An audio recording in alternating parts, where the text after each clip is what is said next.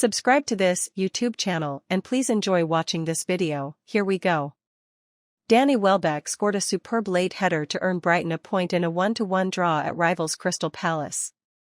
Both sides were desperate for a victory, with Palace having won twice in 13 Premier League games and Brighton with 2 wins from 11 matches, but after the hosts shaded the first period, Brighton improved after the break once Roberto De Zerbi made changes at halftime.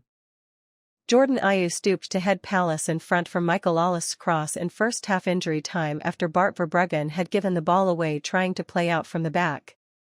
But with Welbeck and Facundo Buonanotte introduced at the interval, Brighton pushed hard for an equaliser, which finally came when the 33-year-old striker rose to send a looping, inch-perfect header beyond the dive of Dean Henderson. How Brighton fought back. The first half lacked quality between two out-of-form sides. Henderson was forced to parry 2 efforts from Simon Adingra and Pascal Gross, while Verbruggen caught Jean-Philippe Matida's long-range strike. Verbruggen, though, was at fault in the final minute of the half when Chris Richards pressed him well, forcing the goalkeeper to rush his pass out, which was intercepted.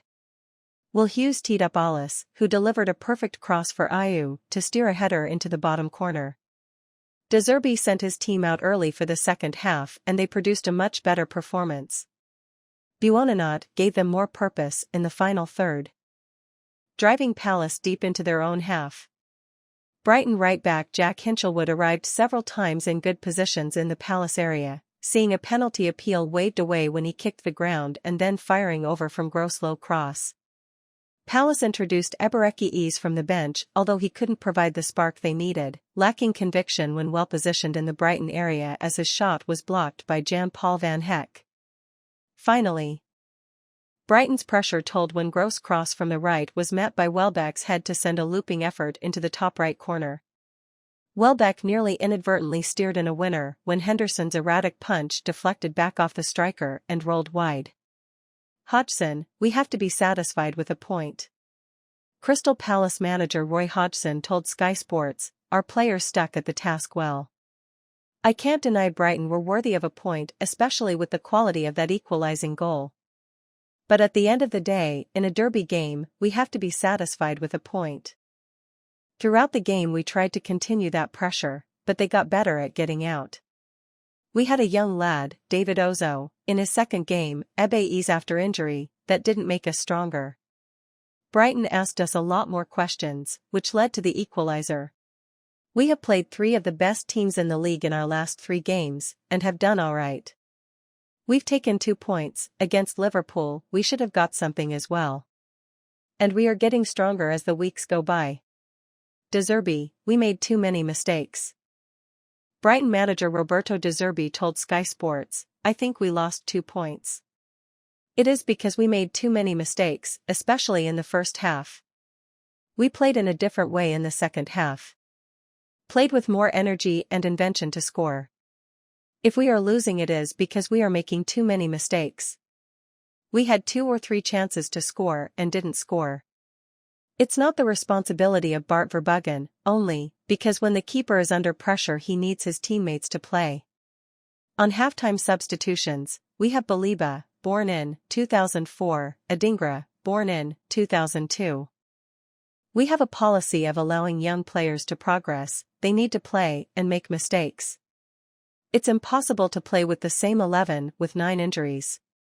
Opta Stats, Brighton still to keep a clean sheet. This exact fixture has ended 1-1 for the 5th time in a row, the joint longest run of an exact fixture producing the same scoreline in the Premier League, also Tottenham at home to Manchester City between 2005 and 2009, 5-2-1s. Brighton are without a clean sheet in their last 22 Premier League games. The club's longest run without a shutout in the competition, while the last team to endure a longer such run was Watford, 30 games between March 2020 and January 2022. Brighton have come from behind to earn 13 points in the Premier League this season, a haul bettered only by Liverpool, 18. Jordan Ayew became only the 6th Crystal Palace player to hit 20 goals in the Premier League for the club, joining Wilfried Zaha, 68, Christian Bentique, 35, Luka Milivojevic, 28, Chris Armstrong, 23, and Andy Johnson, 21.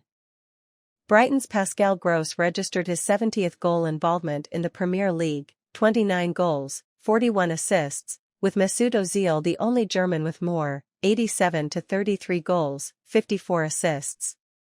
Team news. Jefferson Lerma, Will Hughes and Jordan Ayew returned to Crystal Palace's starting 11 while Eberechi was on the bench. The three Palace players to make way were Joel Ward, injured in the first half at Man City on the weekend, Jairo Riedwald and Jeffrey Schlupp, who both were on the bench. Igor Julio, João Pedro, Carlos Baliba, and Jack Hinchelwood were all handed starts for Brighton. James Milner, Adam Lallana, and Evan Ferguson dropped to the bench while Joel Veltman was out having picked up a knee injury on Sunday. What's next? Crystal Palace's next game is at Chelsea in the Premier League on Wednesday. The Eagles then host Brentford on Saturday, December 30th. Brighton are next in action when they host Tottenham in the Premier League on Thursday. The Seagulls then travel to West Ham on Tuesday, January 2nd, live on Sky Sports. Let us know what you think about the entire thing in the comments section below.